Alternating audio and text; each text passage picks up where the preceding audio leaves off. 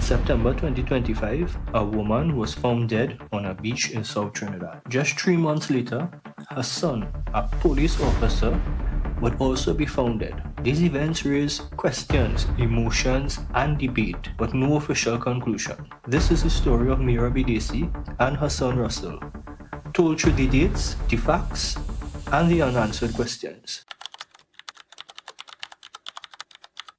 On September 23, 2025, Mira Bidesi, 57 years old, left her workplace in Point Fortin, complaining of feeling unwell. But Mira would never make it home on that day. Her son Russell, a police officer himself, decided that same evening, after seeing his mother not coming back home from work, he decided to go to the police station and lodge a missing persons report. But through the following hours, by the early hours of the morning, the unthinkable happened. Mira's body was found hanging from a tree on a beach in South Trinidad. Initially, authorities treated the case as suicide, though investigations continued. But for Russell, none of this made sense. To him, his mother would never have taken her own life, so classing her death as a suicide was unacceptable to Russell. On the 26th of September, the autopsy was conducted at the Forensic Sciences Complex in St. James. But while that was taking place, during that time, Russell began taking steps that will initially change his life forever. I made a decision yesterday, and I handed over my badge and ID. I told them in the station, book me in as a police and book me out leaving as a civilian. I don't want to part of this entity again. Yesterday evening, I'm not upset of the actions. Lo and behold, this morning, the police reached here to retrieve uniform. They couldn't come. But go and look for my mother. Yesterday evening, I drop off the badge. They come this morning. For what? For my uniform. They couldn't come and what I was missing. They gave instructions to come for my uniform. And that instruction where I come from, Port of Spain by the top highest level of supervision, I want to believe. Or the most senior person within the division, who have not even reached out to me to see my well-being or how I'm doing.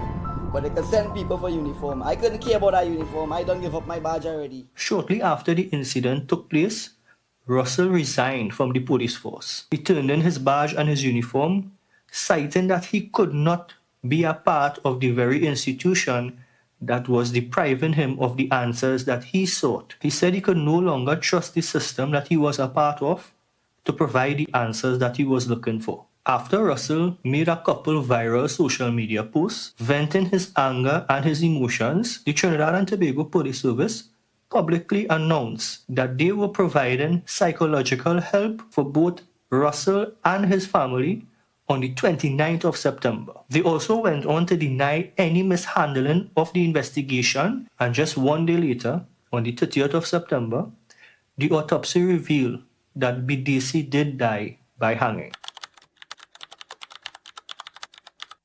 Russell rejected this conclusion, citing that something wasn't right, that some information was being left out somewhere. Between October to early December, Russell would go on to make emotional public posts on social media. He expressed his grief, distrust, and frustration, often through emotional live streams or social media posts. While some of the viewers sympathized with Russell, a lot of people were looking on with concern as they watched this man publicly wrestle with grief and unanswered questions, slipping further and further down the rabbit hole every post. And over a period of time, the public attention faded, as does with every major news story in Trinidad. But his story remained unresolved.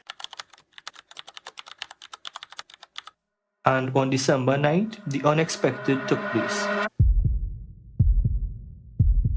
Russell Bidesi was found dead in his home in Cedros. According to the reports, he died by hanging. Investigations are still going on, but public evidence suggests that there are no foul play detected in this incident. The man who refused to accept the first version of events is now silent. And with that, one chapter of the story comes to an end, leaving behind a whole lot of unanswered questions. Now, this story doesn't prove corruption or doesn't cite conspiracy, but it does raise a lot of unanswered questions about grief, trust, and unanswered loss. How much grief can a person actually endure before it overwhelms them? What happens when somebody feels unheard by the people and the institutions around them? These questions remain unanswered, and perhaps they always will. Mira and Russell B. Lacey will be remembered, not only because of the tragedy that they succumbed to, but for the conversations that their story has sparked. Conversations about grief,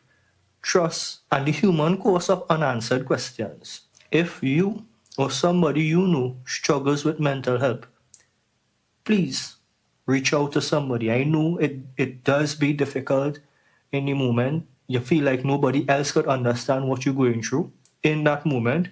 But I guarantee you that there is somebody who can and who will. And that is just what you need to be heard and to be understood. You just need to be talking to the right people. So if you or somebody you know struggles with depression, suicidal thoughts, please reach out. Do not allow it to take you over, because you don't want to know how fast that could happen. For Them Fellas Reviews is Jeremy. I hope that you like this video and the new format that we're trying out here on the channel. I want to thank everybody for helping us reach the 500 subscribers. I couldn't do it without everybody who subscribed to the channel, everybody who watch videos, everybody who like and comment. And please leave a comment with your thoughts below.